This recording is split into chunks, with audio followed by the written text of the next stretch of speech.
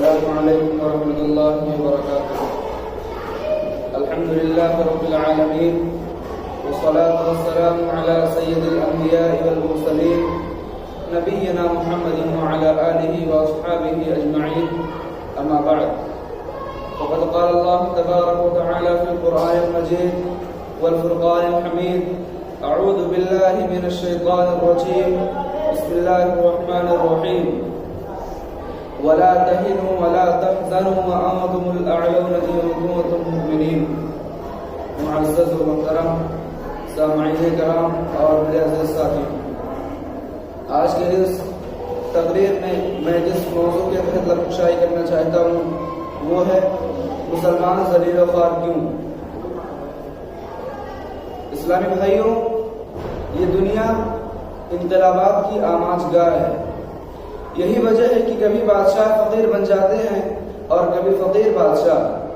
کبھی باغوں میں بہار ہوتی ہے اور کبھی اس پر خزاں کا دور آتا ہے اور ہزاروں چہچہاتی بلبلیں صیاد کے ہاتھوں قفس سے دوچار ہو جاتی ہے. غرض ہے کہ دنیا میں کوئی ایسی چیز نہیں جس نے حوادث کے تھپیڑے نہ کھائے ہوں.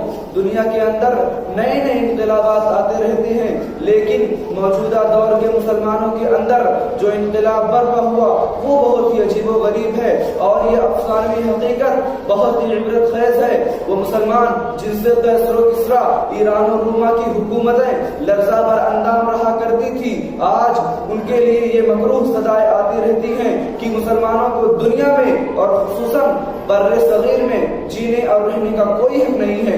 جبکہ یہی وہ مسلمان ہیں جن کے روح و داد کی عکاسی شاعر مشرق علامہ اقبال نے یوں کی ہے: زلزلے جن سے شہنشاہوں کے درباروں میں تھے، زلزلے جن سے شہنشاہوں کے درباروں میں تھے، بجلیوں کی آشیانے جن کی تلواروں میں تھے.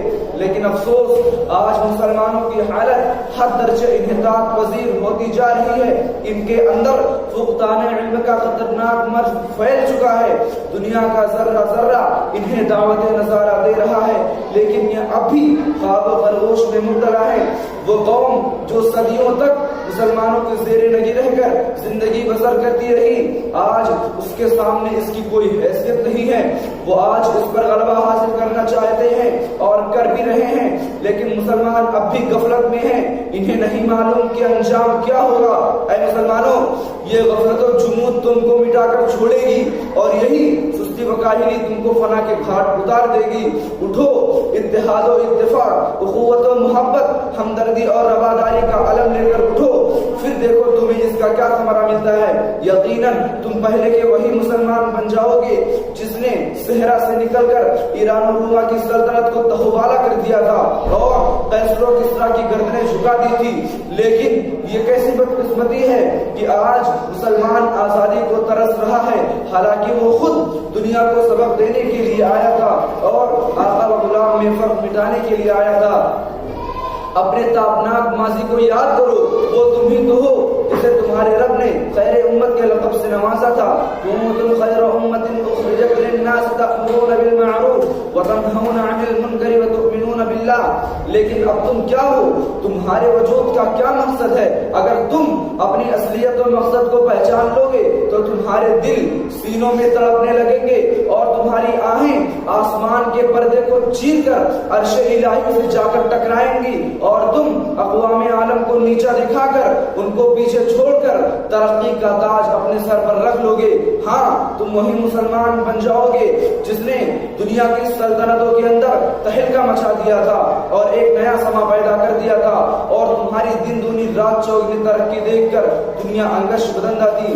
مسلمانوں، اپنے اختلافات کو بالائے طاق رکھ کر میدان عمل میں اتر آؤ، کیونکہ دنیا کا ذرہ ذرہ تمہیں پکار پکار کر کہہ رہا ہے: دامن کو ذرا دیکھ، ذرا بند قبا دیکھ. مسلمانوں، تمہارے قافلے کے پیچھے راہزن لگے ہوئے ہیں اور تمہاری کشتی کو ڈبو دینا چاہتے ہیں. اٹھو اور اپنے اسلاف کے متعلق یہ خیال کرتے ہوئے اٹھو کہ 1000 موجوں کی کشاکشی ہو مگر یہ دریا پار کرنا ہے. پرے ہے چرخ نیلی فام سے منزل مسلمہ کی، پرے ہیں شرق نیلی فام سے منزل مسلمہ کی، ستارے جس کے گرد رائے ہو پکاروا تم ہو۔ مسلمانوں، کیا کبھی آپ نے غور کیا تجارت کرنا تمہارا کام تھا، نرمی سے پیش آنا اطاعت الہی و اطاعت نبی صلی اللہ علیہ وسلم تمہارا کام تھا، لیکن اب تم ایسے اخلاق و کردار کا مظاہرہ کر رہے ہو جس سے اللہ و رسول کی طرف تمہاری نسبت سے ایک دھبا آتا ہے۔ تمہارے طور طریقے غیر مسلموں نے سیکھ لیے، جس کی وجہ سے وہ ترقی کی منزل طے کرتے چلے جا رہے ہیں۔ گواہ دی ہم نے جو اسلاف سے میراث پائی تھی، گواہ دی ہم نے جو اسلاف سے میراث پائی تھی، قریہ سے زمین تک آسمان ہم کو دے مارا۔ آج ہم نے اپنی تمام خوبیاں گوا دی اور دنیا کی مغصوب قوموں کی برائیاں سیکھ لی۔ ہم نے اپنے ساتھ تو دغابازی کی، لیکن بندوں کی ناز برداری کے لیے ان کے در پر چھکنے لگے۔ ہم نے رب حقیقی کے سامنے اپنے ہاتھوں کو نہیں پھیلایا، لیکن بندوں کے دسترخوان پر گرے ہوئے ٹکڑے چننے لگے۔ مسلمانوں، اللہ تعالیٰ نے ہم پر تمام نعمتیں نچھاور کر دی، اس کے باوجود ہم نے اسے خیرآباد کہہ دیا اور اسے چھوڑ کر کون سی دولت و نعمت ہمارے ہاتھ میں آ گئی؟ رب سے بڑھ کر کون سی ذات زیادہ لائق محبت تھی جس کے الفت و محبت میں ہم نے اسے چھوڑ دیا؟ اگر ہم کشادہ رزق کے چاہنے والے ہوں تو خدا رزاق سے بڑھ کر اور کون ہمیں رزق دے گا؟ جس کی مال و دولت سے مارا مال ہونا چاہتے ہیں، اے شاہ راہ ترقی پر چلنے والوں، غیروں کے در پر ٹھوکریں کھانے کیوں چاہتے ہو، جبکہ اللہ نے صاف کہہ دیا کہ تم میری آغوش محبت سے کیوں بھاگتے ہو، جبکہ میں وہ ہوں۔ اگر میری طرف کوئی ایک بالش آئے تو میں ایک ہاتھ اس کی طرف آؤں، اگر میری طرف کوئی ایک ہاتھ آئے تو میں ایک گز بڑھ کر اس کا استقبال کروں، اگر میری طرف کوئی چل کر آئے تو میں دوڑ کر اس کی طرف آؤں۔ مسلمانوں، بقول حالم رحمہ اللہ، گھٹا سر پہ ادبار کھینچا رہی ہے، گھٹا سر پہ ادبار کھینچا رہی ہے، فلاکت سما اپنی دکھلا رہی ہے، نحوست پسو پیش مڈلا رہی ہے، چپ و راست سے یہ صدا آ رہی ہے کہ کل کون تھے آج کیا ہو گئے تم، کہ کل کون تھے آج کیا ہو گئے تم، ابھی جاگتے تھے ابھی سو گئے تم۔ دوستو، یہی وجہ ہے کہ آج دنیا ہمارے لیے وبال جان بنی ہوئی ہے اور ہم طرح طرح کی آزمائشوں سے دوچار ہیں۔ آخر میں اللہ رب العالمین سے دعا ہے کہ ہمیں رحمت للعالمین کے اسوہ حسنہ کے مطابق زندگی گزارنے کی توفیق عطا فرمائے، آمین۔ السلام علیکم ورحمۃ اللہ وبرکاتہ۔